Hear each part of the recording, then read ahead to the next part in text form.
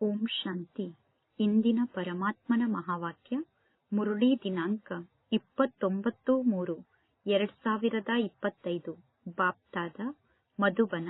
ಮಧುರ ಮಕ್ಕಳೇ, ನಿಮಗೆ ಜ್ಞಾನದ ಮೂಲಕ ಬಹಳ ಚೆನ್ನಾಗಿ ಜಾಗೃತಿ ಬಂದಿದೆ. ಅಂದರೆ ಜ್ಞಾನದ ಮೂಲಕ ನೀವು ಚೆನ್ನಾಗಿ ಜಾಗೃತ ಆಗಿದ್ದೀರಾ. ನೀವೀಗ ನಿಮ್ಮ 84 ಜನ್ಮದ ಬಗ್ಗೆ ಅರ್ಥ ಮಾಡಿಕೊಂಡಿದ್ದೀರಾ ಮತ್ತು ನಿರಾಕಾರ ಹಾಗೂ ಸಾಕಾರ ತಂದೆಯ ಬಗ್ಗೆ ಅರ್ಥ ಮಾಡಿಕೊಂಡಿದ್ದೀರಾ. ಈಗ ನಿಮ್ಮ ಅಲೆದಾಟ ಸಮಾಪ್ತಿಯಾಗಿದೆ. ನೀವೀಗ ಅಲೆದಾಡುವುದನ್ನು ನಿಲ್ಲಿಸಿದ್ದೀರಾ. ಇಂದಿನ ಪ್ರಶ್ನೆ ಆಗಿದೆ, ಈಶ್ವರನ ಗತಿ ಮತ್ತು ಮತ ಭಿನ್ನ ಆಗಿದೆ ಎಂದು ಏಕೆ ಗಾಯನವನ್ನು ಮಾಡುತ್ತಾರೆ?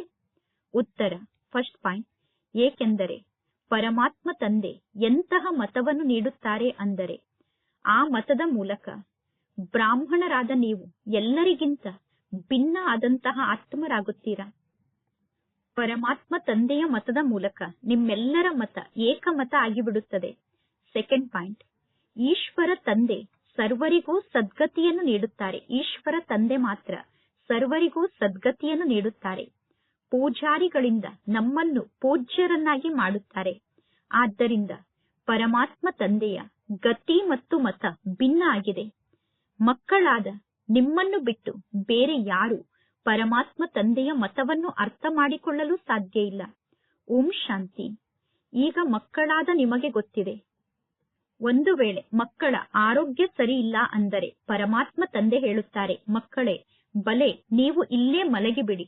ಇಲ್ಲಿ ಮಲಗಿದರೂ ಕೂಡ ಪರವಾಗಿಲ್ಲ, ಏಕೆಂದರೆ ನೀವು ಅಗಲಿ ಹೋಗಿ ಸಿಕ್ಕಿರುವಂತಹ ಮಕ್ಕಳಾಗಿದ್ದೀರಾ. ಅಂದರೆ 5000 ವರ್ಷದ ನಂತರ ಪುನಃ ತಂದೆಯ ಬಳಿ ಬಂದಿದ್ದೀರಾ. 5000 ವರ್ಷದ ನಂತರ ಬಂದು ತಂದೆಗೆ ಸಿಕ್ಕಿದ್ದೀರಾ.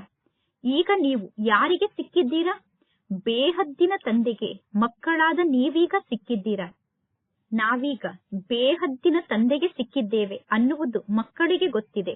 ಅವಶ್ಯವಾಗಿ ನಾವು ಬೇಹದ್ದಿನ ತಂದೆಗೆ ಸಿಕ್ಕಿದ್ದೇವೆ. ಏಕೆಂದರೆ ತಂದೆಯರಲ್ಲಿ 2 ಪ್ರಕಾರದ ತಂದೆಯರಿದ್ದಾರೆ. ಒಬ್ಬರು ಹದ್ದಿನ ಲೌಕಿಕ ತಂದೆ, ಇನ್ನೊಬ್ಬರು ಬೇಹದ್ದಿನ ಪಾರಲೌಕಿಕ ತಂದೆಯಾಗಿದ್ದಾರೆ. ದುಃಖದ ಸಮಯದಲ್ಲಿ ಎಲ್ಲರೂ ಬೇಹದ್ದಿನ ತಂದೆಯನ್ನು ನೆನಪು ಮಾಡುತ್ತಾರೆ. ಸತ್ಯುಗದಲ್ಲಿ ಕೇವಲ ಲೌಕಿಕ ತಂದೆ ಒಬ್ಬರನ್ನೇ ನೆನಪು ಮಾಡುತ್ತಾರೆ. ಏಕೆಂದರೆ ಸತ್ಯುಗ ಸುಖಧಾಮ ಆಗಿದೆ. ಲೌಕಿಕ ತಂದೆ ಎಂದು ಯಾರಿಗೆ ಕರೆಯಲಾಗುತ್ತದೆ ಅಂದರೆ ಯಾರು ಈ ಲೌಕಿಕ ಜಗತ್ತಿನಲ್ಲೇ ಜನ್ಮವನ್ನು ನೀಡುತ್ತಾರೋ, ಅಂದರೆ ಯಾರು ಈ ಲೋಕದಲ್ಲೇ ನಮಗೆ ಜನ್ಮವನ್ನು ನೀಡುತ್ತಾರೋ ಅವರಿಗೆ ಲೌಕಿಕ ತಂದೆ ಎಂದು ಕರೆಯಲಾಗುತ್ತದೆ. ಪಾರಲೌಕಿಕ ತಂದೆಯಾದಂತಹ ಪರಮಾತ್ಮ ತಂದೆ ಒಮ್ಮೆ ಮಾತ್ರ ಈ ಸೃಷ್ಟಿಗೆ ಬಂದು ನಿಮ್ಮನ್ನು ತಮ್ಮವರನ್ನಾಗಿ ಮಾಡಿಕೊಳ್ಳುತ್ತಾರೆ. ನೀವು ಪರಮಾತ್ಮ ತಂದೆಯ ಜೊತೆಗೆ ಅಮರ ಲೋಕದಲ್ಲಿ ನಿವಾಸವನ್ನು ಮಾಡುತ್ತೀರಾ. ಆ ಅಮರ ಲೋಕಕ್ಕೆ ಪರಲೋಕ ಅಥವಾ ಪರಮಧಾಮ ಎಂದು ಕರೆಯಲಾಗುತ್ತದೆ. ಆ ಪರಮಧಾಮ ಅತಿ ದೂರದಲ್ಲಿರುವಂತಹ ಧಾಮ ಆಗಿದೆ. ಸ್ವರ್ಗಕ್ಕೆ ಅತಿ ದೂರದಲ್ಲಿರುವಂತಹ ಧಾಮ ಎಂದು ಕರೆಯುವುದಿಲ್ಲ. ಸ್ವರ್ಗ ಮತ್ತು ನರಕ 2 ಇಲ್ಲೇ ಇರುತ್ತದೆ. ಹೊಸ ಜಗತ್ತಿಗೆ ಸ್ವರ್ಗ ಎಂದು ಕರೆಯಲಾಗುತ್ತದೆ. ಈ ಹಳೆಯ ಜಗತ್ತಿಗೆ ನರಕ ಎಂದು ಕರೆಯಲಾಗುತ್ತದೆ. ಈಗ ಇದು ಪತಿತ ಜಗತ್ತಾಗಿದೆ. ಎಲ್ಲರೂ ಹೇ ಪತಿತ ಪಾವನ ಬನ್ನಿ ಎಂದು ಪರಮಾತ್ಮ ತಂದೆಯನ್ನು ಕೂಗಿ ಕರೆಯುತ್ತಾರೆ. ಸತ್ಯುಗದಲ್ಲಿ ಯಾರೂ ಕೂಡ ಪತಿತ ಪಾವನ ಬನ್ನಿ ಎಂದು ತಂದೆಯನ್ನು ಕರೆಯುವುದಿಲ್ಲ. ಯಾವಾಗಿನಿಂದ ರಾವಣ ರಾಜ್ಯ ಪ್ರಾರಂಭ ಆಗುತ್ತದೆಯೋ, ರಾವಣ ರಾಜ್ಯ ಪ್ರಾರಂಭ ಆದ ನಂತರ ಎಲ್ಲರೂ ಪತಿತರಾಗುತ್ತಾರೆ. ಈ ರಾವಣ ರಾಜ್ಯಕ್ಕೆ ಪಂಚವಿಕಾರದ ರಾಜ್ಯ ಎಂದು ಕರೆಯಲಾಗುತ್ತದೆ. ಸತ್ಯುಗದಲ್ಲಿ ಕೇವಲ ನಿರ್ವಿಕಾರಿ ರಾಜ್ಯ ಇರುತ್ತದೆ. ಭಾರತ ದೇಶಕ್ಕೆ ಎಷ್ಟೊಂದು ಮಹಿಮೆಯನ್ನು ಮಾಡಲಾಗುತ್ತದೆ. ಆದರೆ ಎಲ್ಲರೂ ವಿಕಾರಿಗಳಾಗಿರುವ ಕಾರಣ ಭಾರತದ ಮಹಿಮೆಯ ಬಗ್ಗೆ ಜಗತ್ತಿನ ಜನರಿಗೆ ಗೊತ್ತಿಲ್ಲ. ಭಾರತ ದೇಶ ಸಂಪೂರ್ಣ ನಿರ್ವಿಕಾರಿ ದೇಶ ಆಗಿತ್ತು. ಯಾವಾಗ ಭಾರತದಲ್ಲಿ ಈ ಲಕ್ಷ್ಮೀನಾರಾಯಣರು ರಾಜ್ಯವನ್ನು ಆಳುತ್ತಿದ್ದರೋ ಆ ಸಮಯದಲ್ಲಿ ಭಾರತ ದೇಶ ನಿರ್ವಿಕಾರಿ ದೇಶ ಆಗಿತ್ತು. ಈಗ ಆ ಲಕ್ಷ್ಮೀನಾರಾಯಣರ ರಾಜ್ಯ ಇಲ್ಲ ಅಂದ ಮೇಲೆ ಆ ರಾಜ್ಯ ಈಗ ಎಲ್ಲಿಗೆ ಹೋಯಿತು? ಕಲ್ಲು ಬುದ್ಧಿಯ ಮನುಷ್ಯರಿಗೆ ಲಕ್ಷ್ಮೀನಾರಾಯಣರ ರಾಜ್ಯ ಎಲ್ಲಿಗೆ ಹೋಯಿತು ಅನ್ನುವುದೂ ಕೂಡ ಗೊತ್ತಿಲ್ಲ. ಇನ್ನು ಉಳಿದ ಎಲ್ಲಾ ಧರ್ಮದವರಿಗೂ ಕೂಡ ತಮ್ಮ ತಮ್ಮ ಧರ್ಮಸ್ಥಾಪಕರ ಬಗ್ಗೆ ಗೊತ್ತಿದೆ. ಕೇವಲ ಭಾರತದ ನಿವಾಸಿಗಳಿಗೆ ಮಾತ್ರ ತಮ್ಮ ಧರ್ಮದ ಬಗ್ಗೆ ಗೊತ್ತಿಲ್ಲ ಮತ್ತು ತಮ್ಮ ಧರ್ಮವನ್ನು ಯಾರು ಸ್ಥಾಪನೆ ಮಾಡುತ್ತಾರೆ ಅನ್ನುವುದು ಗೊತ್ತಿಲ್ಲ. ಅನ್ಯ ಧರ್ಮದವರಿಗೆ ತಮ್ಮ ಧರ್ಮದ ಬಗ್ಗೆಯೂ ಗೊತ್ತಿದೆ ಮತ್ತು ಧರ್ಮಸ್ಥಾಪಕರ ಬಗ್ಗೆಯೂ ಗೊತ್ತಿದೆ. ಆದರೆ ಪುನಃ ಆ ಧರ್ಮ ಸ್ಥಾಪಕರು ಯಾವಾಗ ತಮ್ಮ ಧರ್ಮವನ್ನು ಸ್ಥಾಪನೆ ಮಾಡಲು ಬರುತ್ತಾರೆ ಅನ್ನುವುದು ಅನ್ಯ ಧರ್ಮದವರಿಗೂ ಕೂಡ ಗೊತ್ತಿಲ್ಲ. ನಮ್ಮ ಸಿಖ್ ಧರ್ಮ ಮೊದಲು ಇರಲಿಲ್ಲ. ಗುರುನಾನಕ್ ಬಂದು ಸಿಖ್ ಧರ್ಮವನ್ನು ಸ್ಥಾಪನೆ ಮಾಡಿದರು ಅಂದ ಮೇಲೆ ಪುನಃ ಅವಶ್ಯವಾಗಿ ಸುಖಧಾಮದಲ್ಲಿ ಈ ಸಿಖ್ ಧರ್ಮ ಇರುವುದಿಲ್ಲ. ಆದ್ದರಿಂದ ಪುನಃ ಗುರುನಾನಕ್ ಬಂದು ಸಿಖ್ ಧರ್ಮವನ್ನು ಸ್ಥಾಪನೆ ಮಾಡುತ್ತಾರೆ. ಏಕೆಂದರೆ ಇಡೀ ವಿಶ್ವದ ಇತಿಹಾಸ ಮತ್ತು ಭೂಗೋಳ ಪುನರಾವರ್ತನೆ ಆಗುತ್ತದೆ. ಕ್ರಿಶ್ಚಿಯನ್ ಧರ್ಮ ಕೂಡ ಮೊದಲು ಇರಲಿಲ್ಲ. ನಂತರ ಕ್ರಿಶ್ಚಿಯನ್ ಧರ್ಮದ ಸ್ಥಾಪನೆ ಆಯಿತು. ಮೊಟ್ಟ ಮೊದಲು ಹೊಸ ಜಗತ್ತಿತ್ತು. ಹೊಸ ಜಗತ್ತಿನಲ್ಲಿ ಕೇವಲ ಒಂದೇ ಒಂದು ಧರ್ಮ ಇತ್ತು. ಹೊಸ ಜಗತ್ತಿನಲ್ಲಿ ಕೇವಲ ಭಾರತದ ನಿವಾಸಿಗಳಾದ ನೀವು ಮಾತ್ರ ರಾಜ್ಯವನ್ನು ಆಳುತ್ತಿದ್ದೀರಿ. ಸತ್ಯಯುಗದಲ್ಲಿ ಒಂದೇ ಧರ್ಮ ಇತ್ತು.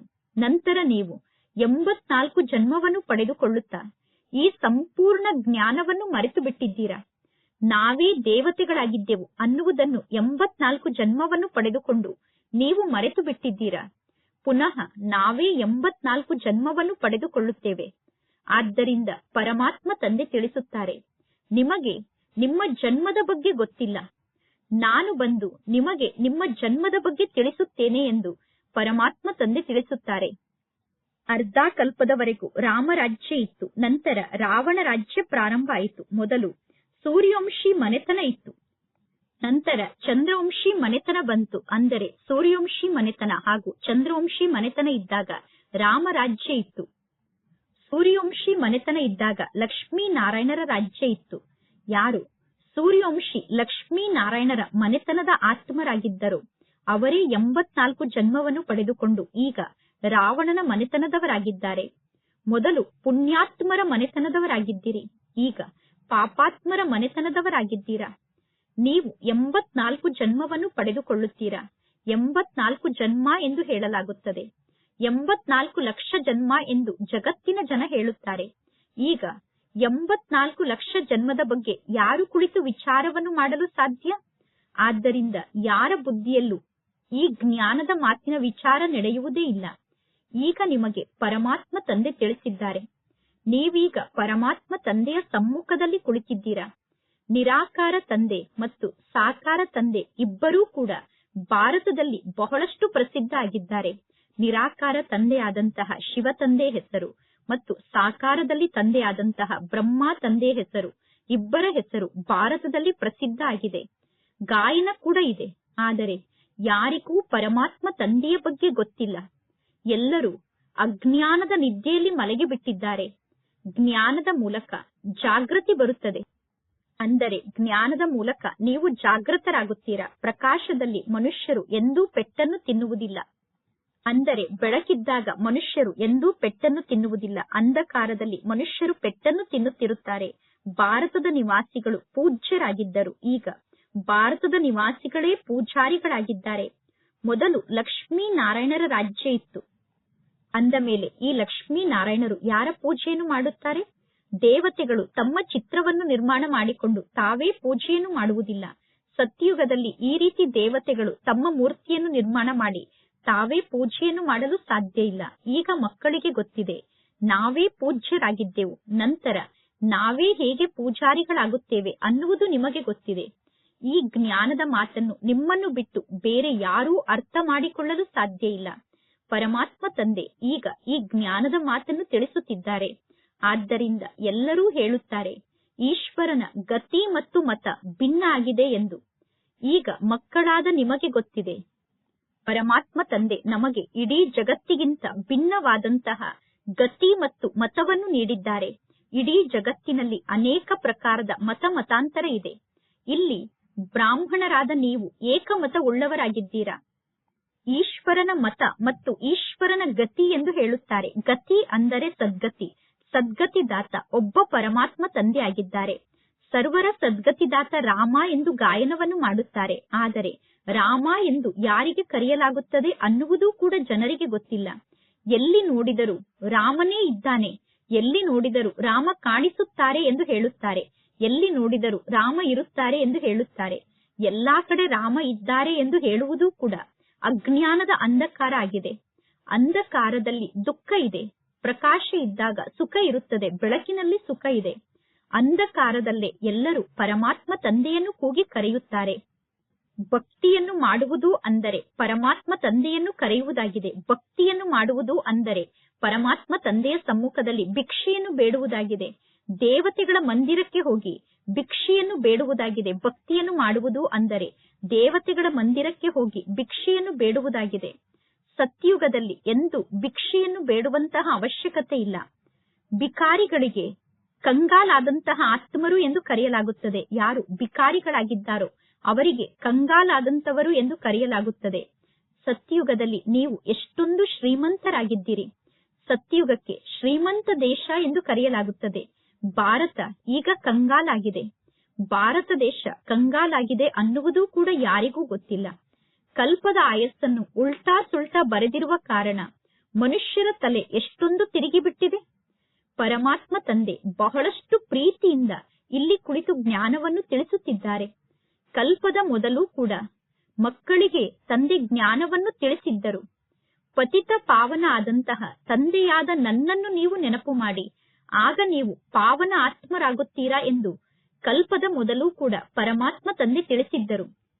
ನೀವು ಹೇಗೆ ಪತಿತರಾದಿರಿ?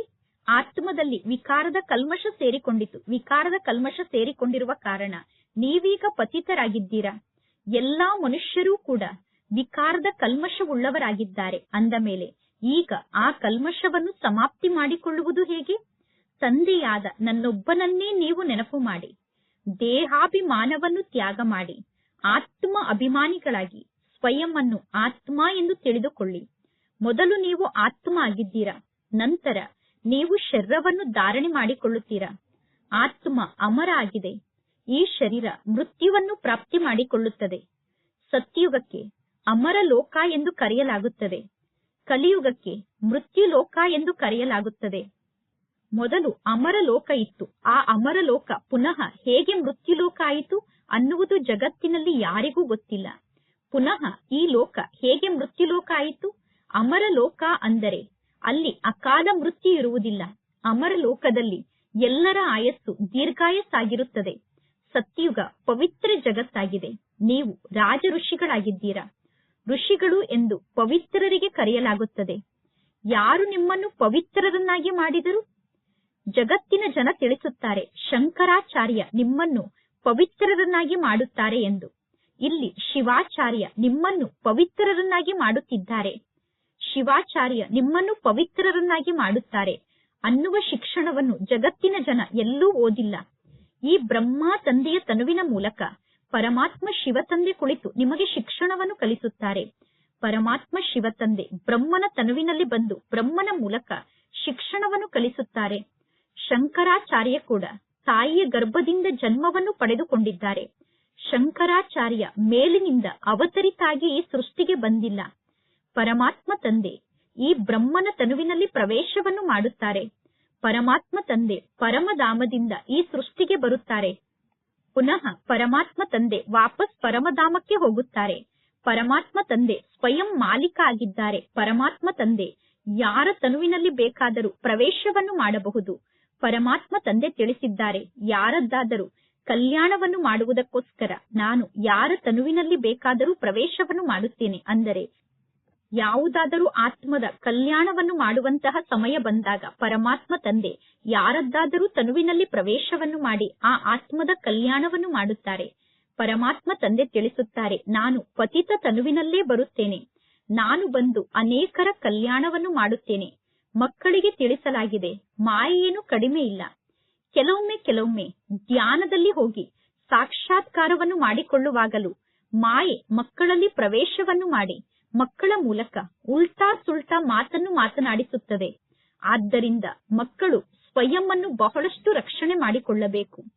ಕೆಲವರಲ್ಲಿ ಯಾವಾಗ ಮಾಯೆ ಪ್ರವೇಶವನ್ನು ಮಾಡುತ್ತದೆಯೋ ಆಗ ಅವರು ನಾನೇ ಶಿವ ಆಗಿದ್ದೇನೆ, ನಾನು ಇಂತಹ ವ್ಯಕ್ತಿಯಾಗಿದ್ದೇನೆ ಎಂದು ಹೇಳುತ್ತಾರೆ. ಮಾಯೆ ಬಹಳ ದೊಡ್ಡ ಅಸುರ ಆಗಿದೆ. ತಿಳುವಳಿಕೆ ಉಳ್ಳಂತಹ ಮಕ್ಕಳು ಮಾಯೆಯನ್ನು ಚೆನ್ನಾಗಿ ಅರ್ಥ ಮಾಡಿಕೊಳ್ಳುತ್ತಾರೆ. ತಿಳುವಳಿಕೆ ಉಳ್ಳಂತಹ ಮಕ್ಕಳು ಇವರ ತನುವಿನಲ್ಲಿ ಯಾರು ಪ್ರವೇಶವನ್ನು ಮಾಡಿದ್ದಾರೆ ಅನ್ನುವುದನ್ನು ಚೆನ್ನಾಗಿ ಅರ್ಥ ಮಾಡಿಕೊಳ್ಳುತ್ತಾರೆ. ಪರಮಾತ್ಮ ತಂದೆ ಈ ಬ್ರಹ್ಮನ ತನುವಿನಲ್ಲೇ ಬರುತ್ತಾರೆ ಅನ್ನುವುದು ಫಿಕ್ಸ್ ಆಗಿದೆ. ಪರಮಾತ್ಮ ತಂದೆಗೆ ಈ ಬ್ರಹ್ಮನ ತನುವೆ ಫಿಕ್ಸ್ ಆದಂತಹ ಶರೀರ ಆಗಿದೆ. ಅಂದ ಮೇಲೆ ಪುನಃ ಅನ್ಯರ ಮಾತನ್ನು ನಾವೇಕೆ ಕೇಳಬೇಕು? ಒಂದು ವೇಳೆ ಅನ್ಯರ ಮಾತನ್ನು ನೀವು ಕೇಳುತ್ತಿದ್ದರೆ ನೀವು ಪರಮಾತ್ಮ ತಂದೆಯ ಸಮ್ಮುಖಕ್ಕೆ ಬಂದು ಕೇಳಬೇಕು, ಬಾಬಾ, ಇಲ್ಲಿ ನೀವು ಹೇಳುತ್ತಿರುವ ಮಾತು ಸರಿಯಾದ ಮಾತಾಗಿದೆಯೋ ಅಥವಾ ಇಲ್ಲವೋ ಎಂದು. ಆಗ ಪರಮಾತ್ಮ ತಂದೆ ತಕ್ಷಣ ಅರ್ಥ ಮಾಡಿಕೊಳ್ಳುತ್ತಾರೆ. ಕೆಲವು ಬ್ರಾಹ್ಮಣಿಯರು ಈ ಜ್ಞಾನದ ಮಾತನ್ನು ಅರ್ಥ ಮಾಡಿಕೊಳ್ಳುವುದಿಲ್ಲ. ಕೆಲವು ಬ್ರಾಹ್ಮಣಿಯರಿಗೆ ಪರಮಾತ್ಮ ತಂದೆ ಯಾರ ತನುವಿನಲ್ಲಿ ಕುಳಿತು ಜ್ಞಾನವನ್ನು ತಿಳಿಸುತ್ತಿದ್ದಾರೆ ಅನ್ನುವುದು ಅರ್ಥ ಆಗುವುದಿಲ್ಲ. ಪರಮಾತ್ಮ ತಂದೆ ಇವರ ತನುವಿನಲ್ಲಿ ಬಂದಿದ್ದಾರೋ ಅಥವಾ ಬ್ರಹ್ಮನ ತನುವಿನಲ್ಲಿ ಬಂದಿದ್ದಾರೋ ಅನ್ನುವುದು ಕೆಲವರಿಗೆ ಅರ್ಥ ಆಗುವುದಿಲ್ಲ. ಇಲ್ಲಿ ಏನು ನಡೆಯುತ್ತಿದೆ ಅನ್ನುವುದೇ ಕೆಲವರಿಗೆ ಅರ್ಥ ಆಗುವುದಿಲ್ಲ. ಕೆಲವರ ತನುವಿನಲ್ಲಿ ಮಾಯೆ ಹೇಗೆ ಪ್ರವೇಶವನ್ನು ಮಾಡುತ್ತದೆ ಅಂದರೆ ಅವರು ಸ್ವಯಂಗೆ ಸ್ವಯಂ ಹೊಡೆದುಕೊಳ್ಳುತ್ತಾರೆ ಮತ್ತು ಅನ್ಯರಿಗೆ ನಿಂದನೆಯನ್ನು ಮಾಡಲು ಪ್ರಾರಂಭ ಮಾಡುತ್ತಾರೆ. ಕೆಲವರ ತನುವಿನಲ್ಲಿ ಅನ್ಯ ಆತ್ಮ ಪ್ರವೇಶವನ್ನು ಮಾಡಿ ಅವರಿಗೆ ಹೊಡೆಯುತ್ತದೆ ಅಥವಾ ಅವರ ಬಾಯಿಯ ಮೂಲಕ ಅನ್ಯರಿಗೆ ಬೈಯಲು ಪ್ರಾರಂಭ ಮಾಡುತ್ತದೆ. ಪರಮಾತ್ಮ ತಂದೆ ಎಂದಾದರೂ ಈ ರೀತಿ ನಿಂದನೆಯನ್ನು ಮಾಡುತ್ತಾರೇನು? ಈ ಜ್ಞಾನದ ಮಾತು ಕೆಲವು ಮಕ್ಕಳಿಗೆ ಅರ್ಥ ಆಗಲು ಸಾಧ್ಯ ಇಲ್ಲ. ಬಹಳ ಒಳ್ಳೆಯ ಫಸ್ಟ್ ಕ್ಲಾಸ್ ಆದಂತಹ ಮಕ್ಕಳು ಕೂಡ ಕೆಲವೊಮ್ಮೆ ಪರಮಾತ್ಮ ತಂದೆಯನ್ನು ಮರೆತು ಬಿಡುತ್ತಾರೆ. ಅಂದ ಮೇಲೆ ಇಲ್ಲಿ ತಂದೆ ಎಲ್ಲಾ ಮಾತನ್ನು ಕೇಳಬೇಕಾಗುತ್ತದೆ, ಏಕೆಂದರೆ ಅನೇಕರಲ್ಲಿ ಮಾಯ ಪ್ರವೇಶವನ್ನು ಮಾಡಿಬಿಡುತ್ತದೆ. ಪುನಃ ಧ್ಯಾನದಲ್ಲಿ ಹೋಗಿ ಮಕ್ಕಳು ಎಂತೆಂತಹ ಮಾತನ್ನು ಮಾತನಾಡುತ್ತಿರುತ್ತಾರೆ ಅಂದರೆ ಧ್ಯಾನದಲ್ಲಿ ಸಾಕ್ಷಾತ್ಕಾರವನ್ನು ಮಾಡಿಕೊಳ್ಳುತ್ತಾ ಎಂತೆಂತಹ ಮಾತನ್ನು ಮಾತನಾಡುತ್ತಾರೆ. ಆದ್ದರಿಂದ ಧ್ಯಾನದಲ್ಲಿ ಹೋಗಿ ಸಾಕ್ಷಾತ್ಕಾರವನ್ನು ಮಾಡಿಕೊಳ್ಳುವುದರಿಂದ ಸ್ವಯಂವನ್ನು ಬಹಳಷ್ಟು ರಕ್ಷಣೆ ಮಾಡಿಕೊಳ್ಳಬೇಕು. ಪರಮಾತ್ಮ ತಂದೆಗೆ ನಿಮ್ಮ ಸಂಪೂರ್ಣ ಸಮಾಚಾರವನ್ನು ತಿಳಿಸಬೇಕು. ಇಂಥವರ ತನುವಿನಲ್ಲಿ ಮಮ್ಮ ಬರುತ್ತಾರೆ, ಇಂಥವರ ತನುವಿನಲ್ಲಿ ಬಾಬಾ ಬರುತ್ತಾರೆ ಅನ್ನುವ ಎಲ್ಲಾ ಮಾತನ್ನು ಬಿಟ್ಟು ಒಬ್ಬ ತಂದೆಯ ಆಜ್ಞೆಯಂತೆ ನಡೆಯಬೇಕು. ಒಬ್ಬ ತಂದೆಯ ಆಜ್ಞೆ ಆಗಿದೆ, ತಂದೆಯಾದ ನನ್ನೊಬ್ಬನನ್ನೇ ನೀವು ನೆನಪು ಮಾಡಿ, ಪರಮಾತ್ಮ ತಂದೆಯನ್ನು ನೆನಪು ಮಾಡಿ ಮತ್ತು ಸೃಷ್ಟಿ ಚಕ್ರವನ್ನು ನೆನಪು ಮಾಡಿ. ರಚಯಿತ ಮತ್ತು ರಚನೆಯ ಜ್ಞಾನವನ್ನು ಸ್ಮರಣೆ ಮಾಡುವುದರಿಂದ ನಿಮ್ಮ ಚೆಹರೆ ಸದಾ ಹರ್ಷಿತ ಚೆಹರೆ ಆಗಿರುತ್ತದೆ. ಬಹಳಷ್ಟು ಮಕ್ಕಳು ರಚಯಿತನ ಸ್ಮರಣೆಯನ್ನು ಮಾಡುವುದಿಲ್ಲ ಮತ್ತು ರಚನೆಯ ಸ್ಮರಣೆ ಅಂದರೆ ಸೃಷ್ಟಿ ಚಕ್ರದ ಸ್ಮರಣೆಯನ್ನು ಮಾಡುವುದಿಲ್ಲ. ಮಕ್ಕಳ ಜೀವನದಲ್ಲಿ ಬಹಳಷ್ಟು ಕರ್ಮ ಬಂಧನ ಇದೆ. ಬುದ್ಧಿ ಹೇಳುತ್ತದೆ, ಈಗ ಬೇಹದ್ದಿನ ತಂದೆ ಸಿಕ್ಕಿದ್ದಾರೆ. ಬೇಹದ್ದಿನ ತಂದೆ ತಿಳಿಸುತ್ತಾರೆ, ತಂದೆಯಾದ ನನ್ನನ್ನು ನೀವು ನೆನಪು ಮಾಡಿ ಎಂದು. ಆದರೂ ಕೂಡ ನಾನು ಏಕೆ ತಂದೆಯನ್ನು ನೆನಪು ಮಾಡಲು ನನಗೆ ಸಾಧ್ಯ ಆಗುತ್ತಿಲ್ಲ ಎಂದು ಬುದ್ಧಿ ಹೇಳುತ್ತದೆ. ಏನಾದರೂ ನಡೆದರೆ, ಅಂತಹ ಯಾವುದಾದರೂ ಮಾತು ನಡೆದರೆ ತಕ್ಷಣ ತಂದೆಯನ್ನು ಕೇಳಬೇಕು. ಪರಮಾತ್ಮ ತಂದೆ ತಿಳಿಸುತ್ತಾರೆ, ಕರ್ಮ ಭೋಗ ಅಂತೂ ಇನ್ನೂ ಉಳಿದುಕೊಂಡಿರುತ್ತಾನೆ. ತಂದೆ ತಿಳಿಸುತ್ತಾರೆ, ಇನ್ನೂ ನಿಮ್ಮ ಕರ್ಮದ ಲೆಕ್ಕಾಚಾರ ಉಳಿದುಕೊಂಡಿದೆ. ಯಾವಾಗ ನೀವು ಕರ್ಮಾತೀತ ಸ್ಥಿತಿಯನ್ನು ರೂಪಿಸಿಕೊಳ್ಳುತ್ತೀರೋ ಆಗ ಸದಾ ಹರ್ಷಿತರಾಗಿ ಇರುತ್ತೀರಾ. ಎಲ್ಲಿಯವರೆಗೂ ಕರ್ಮಾತೀತ ಸ್ಥಿತಿಯನ್ನು ರೂಪಿಸಿಕೊಳ್ಳುವುದಿಲ್ಲವೋ ಅಲ್ಲಿಯವರೆಗೂ ನಿಮ್ಮ ಜೀವನದಲ್ಲಿ ಸ್ವಲ್ಪ ಕರ್ಮದ ಲೆಕ್ಕಾಚಾರ ಬರುತ್ತಿರುತ್ತದೆ. ಇದು ಕೂಡ ನಿಮಗೆ ಗೊತ್ತಿದೆ, ಬೆಕ್ಕಿಗೆ ಚೆಲ್ಲಾಟ, ಇಲಿಗೆ ಪ್ರಾಣ ಸಂಕಟ ಎಂದು. ವಿನಾಶ ಅಂತೂ ಆಗಲೇಬೇಕು. ನೀವು ಸೂಕ್ಷ್ಮ ದೇವತೆಗಳಾಗುತ್ತೀರಾ. ನೀವು ಕೆಲವು ದಿನ ಮಾತ್ರ ಈ ಜಗತ್ತಿನಲ್ಲಿ ಇರುತ್ತೀರಾ. ನಂತರ ಮಕ್ಕಳಾದ ನಿಮಗೆ ಈ ಸ್ಥೂಲ ವತನದಲ್ಲಿ ಖುಷಿಯ ಅನುಭವ ಆಗುವುದಿಲ್ಲ. ಸೂಕ್ಷ್ಮ ವತನ ಮತ್ತು ಮೂಲ ವತನದಲ್ಲಿ ನಿಮಗೆ ಸುಖದ ಅನುಭವ ಆಗುತ್ತದೆ. ಸೂಕ್ಷ್ಮ ವತನದ ನಿವಾಸಿಗಳಿಗೆ ಸೂಕ್ಷ್ಮ ದೇವತೆಗಳು ಎಂದು ಕರೆಯಲಾಗುತ್ತದೆ. ನೀವೀಗ ಸ್ವಲ್ಪ ಸಮಯಕ್ಕೋಸ್ಕರ ಸೂಕ್ಷ್ಮ ದೇವತೆಗಳಾಗುತ್ತೀರಾ. ನಂತರ ನೀವು ಕರ್ಮಾತೀತ ಸ್ಥಿತಿಯನ್ನು ರೂಪಿಸಿಕೊಳ್ಳುತ್ತೀರಾ. ಸೂಕ್ಷ್ಮ ವತನದಲ್ಲಿ ಮೂಳೆ ಮಾಂಸದ ಶರೀರ ಇರುವುದಿಲ್ಲ. ಸೂಕ್ಷ್ಮ ವತನದಲ್ಲಿ ಮೂಳೆ ಮಾಂಸದ ಶರೀರ ಇರುವುದಿಲ್ಲ ಅಂದ ಮೇಲೆ ಅಲ್ಲಿ ಇನ್ನೇನು ಇರುತ್ತದೆ? ಕೇವಲ ಸೂಕ್ಷ್ಮ ಶರೀರ ಇರುತ್ತದೆ. ಎಂದೂ ಈ ರೀತಿ ತಿಳಿದುಕೊಳ್ಳಬೇಡಿ, ನಾವು ಈ ಶರೀರವನ್ನು ಬಿಟ್ಟು ತಕ್ಷಣ ನಿರಾಕಾರಿ ಆತ್ಮರಾಗಿ ಬಿಡುತ್ತೇವೆ ಎಂದು ತಿಳಿದುಕೊಳ್ಳಬೇಡಿ. ಇಲ್ಲ, ಸೂಕ್ಷ್ಮ ಆಕಾರ ಅಂತೂ ನಿಮಗೆ ಇರುತ್ತದೆ. ಇನ್ನು ಸೂಕ್ಷ್ಮ ವತನದಲ್ಲಿ ಸನ್ನೆಯ ಭಾಷೆಯಲ್ಲಿ ಮಾತನಾಡಲಾಗುತ್ತದೆ. ಆತ್ಮ ಶಬ್ದದಿಂದ ದೂರ ಆಗಿರುತ್ತದೆ. ಆತ್ಮ ಶಬ್ದದಿಂದ ದೂರ ಆಗಿರುವ ಕಾರಣ ಅದಕ್ಕೆ ಸೂಕ್ಷ್ಮ ವತನ ಎಂದು ಕರೆಯಲಾಗುತ್ತದೆ. ಸೂಕ್ಷ್ಮ ವತನದಲ್ಲಿ ಸೂಕ್ಷ್ಮ ಶಬ್ದ ಇರುತ್ತದೆ. ಇನ್ನು ಈ ಸಾಕಾರ ಜಗತ್ತಿನಲ್ಲಿ ಶಬ್ದ ಇದೆ. ಸೂಕ್ಷ್ಮ ವತನದಲ್ಲಿ ಸನ್ನೆಯ ಭಾಷೆ ಇದೆ. ಇನ್ನು ಪರಮಧಾಮದಲ್ಲಿ ಶಾಂತಿ ಇದೆ. ಈ ಸಾಕಾರ ಜಗತ್ತಿನಲ್ಲಿ ಶಬ್ದದ ಮೂಲಕ ಮಾತನಾಡುತ್ತೀರಾ. ಇದು ನಾಟಕದಲ್ಲಿ ಮಾಡಲ್ಪಟ್ಟಂತಹ ಪಾತ್ರ ಆಗಿದೆ. ಇನ್ನು ಪರಮಧಾಮದಲ್ಲಿ ಶಾಂತಿ ಇದೆ. ಸೂಕ್ಷ್ಮ ವತನದಲ್ಲಿ ಸನ್ನೆಯ ಭಾಷೆ ಇದೆ. ಇನ್ನು ಈ ಸಾಕಾರ ಜಗತ್ತಿನಲ್ಲಿ ಶಬ್ದದ ಭಾಷೆ ಇದೆ. ಈ 3 ಲೋಕವನ್ನು ನೆನಪು ಮಾಡುವಂತವರು ಎಲ್ಲೋ ಕೆಲವರಾಗಿದ್ದಾರೆ. ಎಲ್ಲೋ ಕೆಲವರು ಮಾತ್ರ ಈ 3 ಲೋಕವನ್ನು ಕೂಡ ನೆನಪು ಮಾಡುತ್ತಾರೆ. ಪರಮಾತ್ಮ ತಂದೆ ತಿಳಿಸುತ್ತಾರೆ, ಮಕ್ಕಳೇ, ಶಿಕ್ಷೆಯಿಂದ ಮುಕ್ತ ಆಗುವುದಕ್ಕೋಸ್ಕರ ಕಡಿಮೆ ಅಂದರೆ 8 ಗಂಟೆ ಕರ್ಮಯೋಗಿಗಳಾಗಿ ಕರ್ಮವನ್ನು ಮಾಡಿ, 8 ಗಂಟೆ ವಿಶ್ರಾಂತಿಯನ್ನು ತೆಗೆದುಕೊಳ್ಳಿ ಮತ್ತು 8 ಗಂಟೆ ಪರಮಾತ್ಮ ತಂದೆಯನ್ನು ನೆನಪು ಮಾಡಿ. ಪರಮಾತ್ಮ ತಂದೆಯನ್ನು ನೆನಪು ಮಾಡುವ ಅಭ್ಯಾಸದ ಮೂಲಕ ನೀವು ಪಾವನರಾಗುತ್ತೀರಾ.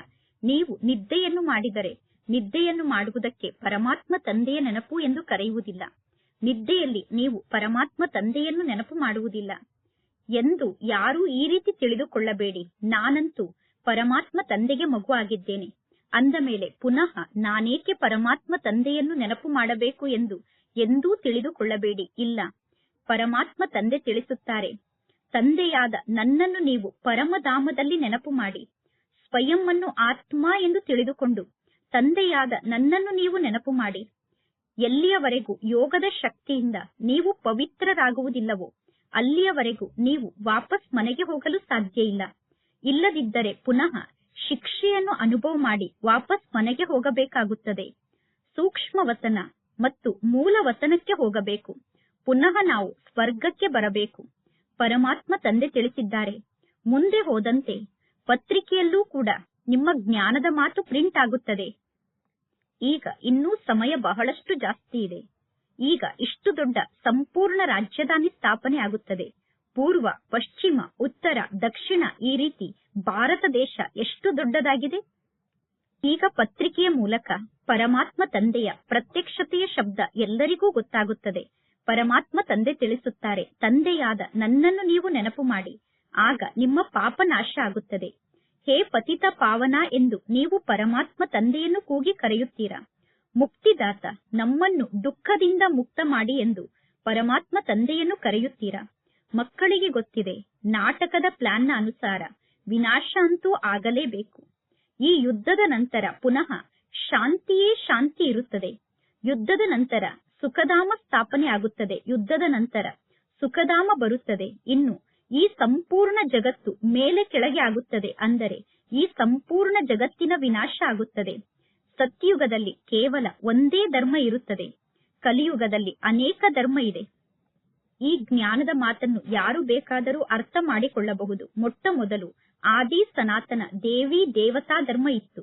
ಯಾವಾಗ ಸೂರ್ಯವಂಶಿಗಳು ಇದ್ದರು ಆಗ ಚಂದ್ರವಂಶಿಗಳು ಇರಲಿಲ್ಲ. ನಂತರ ಚಂದ್ರವಂಶಿಗಳು ಇರುತ್ತಾರೆ. ನಂತರ ಈ ದೇವಿ ದೇವತಾ ಧರ್ಮವೇ ಪ್ರಾಯಲೋಪ ಆಗುತ್ತದೆ. ಪುನಃ ನಂತರ ಅನ್ಯ ಧರ್ಮದವರು ಈ ಸೃಷ್ಟಿಗೆ ಬರುತ್ತಾರೆ. ಎಲ್ಲಿಯವರೆಗೂ ಅನ್ಯ ಧರ್ಮದವರ ಸಂಸ್ಥೆ ವೃದ್ಧಿಯಾಗುವುದಿಲ್ಲವೋ ಅಲ್ಲಿಯವರೆಗೂ ಆ ಧರ್ಮದ ಬಗ್ಗೆ ಯಾರಿಗೂ ಗೊತ್ತಿರುವುದಿಲ್ಲ. ಈಗ ಮಕ್ಕಳಿಗೆ ಸೃಷ್ಟಿಯ ಆದಿ ಮಧ್ಯ ಅಂತ್ಯದ ಬಗ್ಗೆ ಗೊತ್ತಿದೆ. ಈ ಏಣಿಯ ಚಿತ್ರದಲ್ಲಿ ಕೇವಲ ಭಾರತದ ನಿವಾಸಿಗಳನ್ನು ಏಕೆ ತೋರಿಸಲಾಗಿದೆ ಎಂದು ನಿಮ್ಮನ್ನು ಯಾರಾದರೂ ಕೇಳುತ್ತಾರೆ. ಆಗ ನೀವು ತಿಳಿಸಬೇಕು, ಇದು ಭಾರತದಲ್ಲೇ ನಡೆಯುವಂತಹ ಆಟ ಆಗಿದೆ. ಅರ್ಧ ಕಲ್ಪದವರೆಗೂ ಈ ದೇವತೆಗಳು ಪಾತ್ರವನ್ನು ಮಾಡುತ್ತಾರೆ. ನಂತರ ದ್ವಾಪರ ಯುಗ ಮತ್ತು ಕಲಿಯುಗದಲ್ಲಿ ಅನ್ಯ ಉಳಿದ ಎಲ್ಲಾ ಧರ್ಮದವರು ಈ ಸೃಷ್ಟಿಗೆ ಬರುತ್ತಾರೆ. ಸೃಷ್ಟಿ ಚಕ್ರದ ಚಿತ್ರದಲ್ಲಿ ಸಂಪೂರ್ಣ ಜ್ಞಾನ ಇದೆ. ಈ ಸೃಷ್ಟಿ ಚಕ್ರ ಬಹಳ ಸುಂದರವಾದ ಚಿತ್ರ ಆಗಿದೆ. ಸತ್ಯುಗ ಮತ್ತು ತ್ರೇತಾಯುಗದಲ್ಲಿ ಶ್ರೇಷ್ಠಾಚಾರಿ ಜಗತ್ತಿತ್ತು. ದ್ವಾಪರ ಯುಗ ಮತ್ತು ಕಲಿಯುಗ ಭ್ರಷ್ಟಾಚಾರಿ ಜಗತ್ತಾಗಿದೆ. ಈಗ ನೀವು ಸಂಗಮ ಯುಗದಲ್ಲಿ ಇದ್ದೀರಾ. ಇದೆಲ್ಲ ಜ್ಞಾನದ ಮಾತಾಗಿದೆ. ಇದು 4 ಯುಗಗಳ ಚಕ್ರ ಆಗಿದೆ.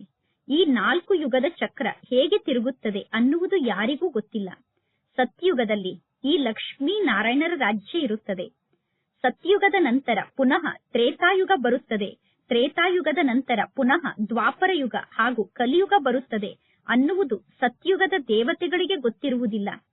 ಈ ಸಮಯದ ಮನುಷ್ಯರಿಗಂತೂ ಯಾವ ಜ್ಞಾನದ ಮಾತು ಸ್ವಲ್ಪ ಕೂಡ ಗೊತ್ತಿಲ್ಲ. ಬಲೆ ಕಲಿಯುಗದಲ್ಲಿ ಸತ್ಯುಗ, ತ್ರೇತಾಯುಗ, ದ್ವಾಪರ ಯುಗ, ಕಲಿಯುಗ ಎಂದು ಹೇಳುತ್ತಾರೆ. ಆದರೆ ಈ ನಾಟಕ ಚಕ್ರ ಹೇಗೆ ತಿರುಗುತ್ತದೆ ಅನ್ನುವುದು ಯಾರಿಗೂ ಗೊತ್ತಿಲ್ಲ.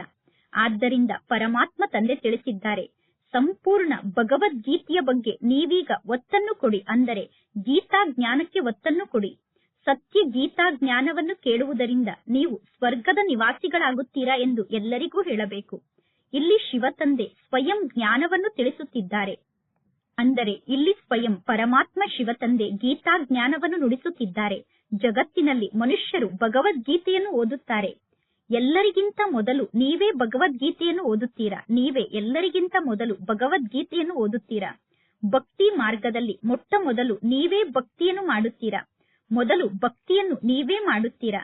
ಮೊದಲು ಶಿವತಂದೆಯ ಪೂಜಾರಿಗಳಾಗುತ್ತೀರಾ. ಮೊದಲು ನೀವೇ ಶಿವತಂದೆಯ ಪೂಜಾರಿಗಳಾಗುತ್ತೀರಾ. ಮೊಟ್ಟ ಮೊದಲು ನೀವೇ ಪೂಜೆಯನ್ನು ಮಾಡುತ್ತೀರಾ. ಮೊದಲು ನೀವು ಮಾಡುವಂತಹ ಪೂಜೆ ಅವ್ಯಭಿಚಾರಿ ಪೂಜೆಯಾಗಿದೆ, ಅಂದರೆ ಒಬ್ಬ ಶಿವತಂದೆಯ ಪೂಜೆಯಾಗಿದೆ. ಸೋಮನಾಥನ ಮಂದಿರದಂತಹ ಇನ್ನೊಂದು ಮಂದಿರವನ್ನು ನಿರ್ಮಾಣ ಮಾಡುವಂತಹ ಶಕ್ತಿ ಜಗತ್ತಿನಲ್ಲಿ ಯಾರಿಗೂ ಇಲ್ಲ. ಬೋರ್ಡ್ನಲ್ಲಿ ಎಷ್ಟೋ ಪ್ರಕಾರದ ಮಾತನ್ನು ನೀವೀಗ ಬರೆಯಬಹುದು. ಬೋರ್ಡ್ನಲ್ಲಿ ಅನೇಕ ಪ್ರಕಾರದ ಮಾತನ್ನು ನೀವು ಬರೆಯಬಹುದು. ಭಾರತದ ನಿವಾಸಿಗಳು ಸತ್ಯ ಗೀತೆಯನ್ನು ಕೇಳುವುದರಿಂದ ಸತ್ಯದ ಜಗತ್ತಿಗೆ ಮಾಲೀಕರಾಗಲು ಸಾಧ್ಯ ಅನ್ನುವ ಮಾತನ್ನು ನೀವೀಗ ಬೋರ್ಡ್ನಲ್ಲಿ ಬರೆಯಬಹುದು. ಈಗ ಮಕ್ಕಳಾದ ನಿಮಗೆ ಗೊತ್ತಿದೆ, ನಾವು ಸತ್ಯ ಗೀತೆಯನ್ನು ಕೇಳಿ ಸ್ವರ್ಗದ ನಿವಾಸಿಗಳಾಗುತ್ತೇವೆ. ಯಾವ ಸಮಯದಲ್ಲಿ ನೀವು ಅನ್ಯರಿಗೆ ಜ್ಞಾನವನ್ನು ತಿಳಿಸುತ್ತೀರೋ ಆಗ ಜ್ಞಾನವನ್ನು ಕೇಳಿ ಎಲ್ಲರೂ ಹೇಳುತ್ತಾರೆ, ಹೌದು, ಇವರು ಹೇಳುತ್ತಿರುವಂತಹ ಮಾತು ಅವಶ್ಯವಾಗಿ ಸರಿಯಾದ ಮಾತಾಗಿದೆ ಎಂದು. ಜ್ಞಾನವನ್ನು ಕೇಳಿ ಹೊರಗಡೆ ಹೋದ ತಕ್ಷಣ ಕೇಳಿದಂತಹ ಜ್ಞಾನ ಬುದ್ಧಿಯಿಂದ ಸಮಾಪ್ತಿಯಾಗಿ ಬಿಡುತ್ತದೆ. ಅಲ್ಲಿ ಕೇಳಿದಂತಹ ಜ್ಞಾನವನ್ನು ಅಲ್ಲೇ ಬಿಟ್ಟು ಹೋಗುತ್ತಾರೆ, ಅಂದರೆ ಇಲ್ಲಿ ಕೇಳಿದಂತಹ ಜ್ಞಾನವನ್ನು ಇಲ್ಲೇ ಬಿಟ್ಟು ಹೋಗಿ ಬಿಡುತ್ತಾರೆ. ಒಳ್ಳೆಯದು. ಮಧುರಾತಿ ಮಧುರ ಅಗಲಿ ಹೋಗಿ ಮರಳಿ ಸಿಕ್ಕಿರುವ ಮಕ್ಕಳ ಪ್ರತಿ ಮಾತ್ಪಿತಾ ಬಾಪ್ತಾದರವರ ನೆನಪು, ಪ್ರೀತಿ ಹಾಗೂ ಸುಪ್ರಭಾತ. ಆತ್ಮಿಕ ಮಕ್ಕಳಿಗೆ ಆತ್ಮಿಕ ತಂದೆಯ ನಮಸ್ತೆ. ಆತ್ಮಿಕ ತಂದೆಗೆ ಆತ್ಮಿಕ ಮಕ್ಕಳ ನೆನಪು, ಪ್ರೀತಿ ಹಾಗೂ ನಮಸ್ತೆ ನಮಸ್ತೆ ನಮಸ್ತೆ.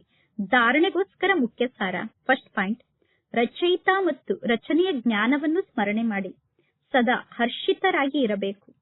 ನೆನಪಿನ ಯಾತ್ರೆಯ ಮೂಲಕ ನಿಮ್ಮ ಹಳೆಯ ಎಲ್ಲಾ ಕರ್ಮ ಬಂಧನವನ್ನು ಸಮಾಪ್ತಿ ಮಾಡಿಕೊಂಡು ಕರ್ಮಾತೀತ ಸ್ಥಿತಿಯನ್ನು ರೂಪಿಸಿಕೊಳ್ಳಬೇಕು. ಸೆಕೆಂಡ್ ಪಾಯಿಂಟ್, ಧ್ಯಾನಕ್ಕೆ ಹೋಗುವಂತಹ ಇಚ್ಛೆಯನ್ನು ಇಟ್ಟುಕೊಳ್ಳಬಾರದು. ಧ್ಯಾನ ಮತ್ತು ಸಾಕ್ಷಾತ್ಕಾರದಲ್ಲಿ ಮಾಯೆ ಬಹಳಷ್ಟು ಪ್ರವೇಶವನ್ನು ಮಾಡುತ್ತದೆ. ಆದ್ದರಿಂದ ಧ್ಯಾನದಿಂದ ಹಾಗೂ ಸಾಕ್ಷಾತ್ಕಾರದಿಂದ ಸ್ವಯಂನ ರಕ್ಷಣೆಯನ್ನು ಮಾಡಿಕೊಳ್ಳಬೇಕು. ಪರಮಾತ್ಮ ತಂದೆಗೆ ಸಂಪೂರ್ಣ ಸಮಾಚಾರವನ್ನು ತಿಳಿಸಿ ತಂದೆಯ ಮೂಲಕ ಸಲಹೆಯನ್ನು ಪಡೆದುಕೊಳ್ಳಬೇಕು. ಎಂದು ಯಾವುದೇ ಪ್ರಕಾರದ ತಪ್ಪನ್ನು ಮಾಡಬಾರದು.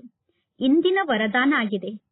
ಸ್ವಯಂನ ಶುಭ ಭಾವನೆಯ ಮೂಲಕ ದುರ್ಬಲ ಆತ್ಮರಲ್ಲಿ ಶಕ್ತಿಯನ್ನು ತುಂಬುವಂತಹ ಸದಾ ಶಕ್ತಿ ಸ್ವರೂಪರಾಗಿ ಸೇವಾದಾರಿ ಮಕ್ಕಳ ವಿಶೇಷ ಸೇವೆ ಅಂದರೆ ಸ್ವಯಂ ಶಕ್ತಿ ಸ್ವರೂಪರಾಗಿ ಇರುವುದು ಮತ್ತು ಸರ್ವರಿಗೂ ಶಕ್ತಿಯನ್ನು ನೀಡಿ ಸರ್ವರನ್ನು ಶಕ್ತಿ ಸ್ವರೂಪರನ್ನಾಗಿ ಮಾಡುವುದು, ಅಂದರೆ ನಿರ್ಬಲ ಆತ್ಮರಲ್ಲಿ ಬಲವನ್ನು ತುಂಬುವುದು. ಅದಕ್ಕೋಸ್ಕರ ಸದಾ ಶುಭ ಭಾವನೆ ಮತ್ತು ಶ್ರೇಷ್ಠ ಕಾಮನೆಯ ಸ್ವರೂಪ ಆಗಿ. ಶುಭ ಭಾವನೆ ಅಂದರೆ ಯಾವುದಾದರೂ ಒಬ್ಬ ವ್ಯಕ್ತಿಯ ಬಗ್ಗೆ ಭಾವನೆಯನ್ನು ಇಟ್ಟುಕೊಳ್ಳುತ್ತಾ ಆ ವ್ಯಕ್ತಿಯ ಭಾವನೆಯ ಪ್ರಭಾವಕ್ಕೆ ವಶ ಆಗಬಾರದು. ಭಾವನೆಯ ಪ್ರಭಾವಕ್ಕೆ ವಶ ಆಗುವುದಕ್ಕೆ ಶುಭ ಭಾವನೆ ಎಂದು ಕರೆಯುವುದಿಲ್ಲ ಎಂದು ಈ ರೀತಿ ಅನ್ಯರ ಪ್ರಭಾವಕ್ಕೆ ವಶ ಆಗುವಂತಹ ತಪ್ಪನ್ನು ಮಾಡಬೇಡಿ. ಶುಭ ಭಾವನೆ ಕೂಡ ಬೇಹದ್ದಿನದಾಗಿರಬೇಕು. ಒಬ್ಬರ ಬಗ್ಗೆ ವಿಶೇಷವಾಗಿ ಭಾವನೆಯನ್ನು ಇಟ್ಟುಕೊಂಡರೆ ಅದು ಕೂಡ ನಷ್ಟವನ್ನು ಮಾಡಿಸುತ್ತದೆ. ಯಾವುದೋ ಒಬ್ಬ ವ್ಯಕ್ತಿಯ ಬಗ್ಗೆ ಭಾವನೆ ಇದ್ದರೆ ಆ ಭಾವನೆ ಕೂಡ ನಷ್ಟವನ್ನು ಮಾಡಿಸುತ್ತದೆ. ಆದ್ದರಿಂದ ಬೇಹದ್ದಿನಲ್ಲಿ ಸ್ಥಿತಾಗಿ ನಿಮಗೆ ಪ್ರಾಪ್ತಿಯಾಗಿರುವಂತಹ ಶಕ್ತಿಯ ಆಧಾರದಿಂದ ದುರ್ಬಲ ಆತ್ಮರನ್ನು ಶಕ್ತಿ ಸ್ವರೂಪರನ್ನಾಗಿ ಮಾಡಿ. ಇಂದಿನ ಶ್ಲೋಗನ್ ಆಗಿದೆ, ಅಲಂಕಾರ ಬ್ರಾಹ್ಮಣ ಜೀವನದ ಶೃಂಗಾರ ಆಗಿದೆ. ಆದ್ದರಿಂದ ಅಲಂಕಾರಿಗಳಾಗಿ ದೇಹದ ಅಹಂಕಾರಿಗಳಾಗಬೇಡಿ. ಇಂದಿನ ಅವ್ಯಕ್ತ ಸೂಚನೆ ಆಗಿದೆ, ಸತ್ಯತೆ ಮತ್ತು ಸಭ್ಯತೆ ಅನ್ನುವ ಸಂಸ್ಕೃತಿಯನ್ನು ನಿಮ್ಮದನ್ನಾಗಿ ಮಾಡಿಕೊಳ್ಳಿ. ಕೆಲವು ಮಕ್ಕಳು ಹೇಳುತ್ತಾರೆ, ಹಾಗೆ ನೋಡಿದರೆ ನನಗೆ ಕ್ರೋಧ ಬರುವುದಿಲ್ಲ. ಆದರೆ ಯಾರಾದರೂ ಸುಳ್ಳು ಮಾತನ್ನು ಮಾತನಾಡಿದಾಗ ಅವರ ಸುಳ್ಳು ಮಾತನ್ನು ಕೇಳಿ ನನಗೆ ಕ್ರೋಧ ಬರುತ್ತದೆ ಎಂದು. ಅವರು ಸುಳ್ಳು ಮಾತನ್ನು ಮಾತನಾಡಿದರು, ನೀವು ಕ್ರೋಧದಿಂದ ಮಾತನಾಡಿದಿರಿ. ಅಂದ ಮೇಲೆ ಎರಡರಲ್ಲಿ ಯಾವುದು ಸರಿ? ಕೆಲವರು ಚತುರತೆಯಿಂದ ಹೇಳುತ್ತಾರೆ, ನಾನು ಕ್ರೋಧವನ್ನು ಮಾಡುವುದಿಲ್ಲ, ಆದರೆ ನನ್ನ ವಾಯ್ಸ್ ಸ್ವಲ್ಪ ಜೋರಿದೆ, ಅಂದರೆ ನಾನು ಜೋರಾಗಿ ಮಾತನಾಡುತ್ತೇನೆ, ನಾನು ಕ್ರೋಧವನ್ನು ಮಾಡುವುದಿಲ್ಲ ಎಂದು ಕೆಲವರು ಹೇಳುತ್ತಾರೆ. ಅಂದರೆ ನನ್ನ ಧ್ವನಿಯೇ ಜೋರಾಗಿದೆ ಎಂದು ಕೆಲವರು ಹೇಳುತ್ತಾರೆ. ಆದರೆ ಯಾವಾಗ ವಿಜ್ಞಾನದ ಸಾಧನದ ಮೂಲಕ ನೀವು ಸೌಂಡ್ ಅನ್ನು ಜಾಸ್ತಿ ಮಾಡಬಹುದು ಮತ್ತು ಕಡಿಮೆ ಮಾಡಬಹುದು, ಅಂದರೆ ವಿಜ್ಞಾನದ ಸಾಧನದ ಮೂಲಕ ನೀವು ವ್ಯಾಲ್ಯೂಮ್ ಅನ್ನು ಹೆಚ್ಚಿಸಬಹುದು ಅಥವಾ ಕಡಿಮೆ ಮಾಡಬಹುದು. ಅಂದ ಮೇಲೆ ಶಾಂತಿಯ ಶಕ್ತಿಯ ಮೂಲಕ ನಿಮ್ಮ ಶಬ್ದದ ಗತಿಯನ್ನು ಕಡಿಮೆ ಮಾಡಿಕೊಂಡು ನಿಧಾನವಾಗಿ ಮಾತನಾಡಲು ಸಾಧ್ಯ ಆಗುತ್ತದೆಯೋ ಅಥವಾ ಇಲ್ಲವೋ? ಅಥವಾ ಶಾಂತಿಯ ಗತಿಯಿಂದ ನಿಮ್ಮ ಶಬ್ದದ ಗತಿಯನ್ನು ಹೆಚ್ಚಿಸಿಕೊಂಡು ನೀವು ಜೋರಾಗಿ ಮಾತನಾಡಲು ಸಾಧ್ಯ ಆಗುತ್ತದೆಯೋ ಅಥವಾ ಇಲ್ಲವೋ?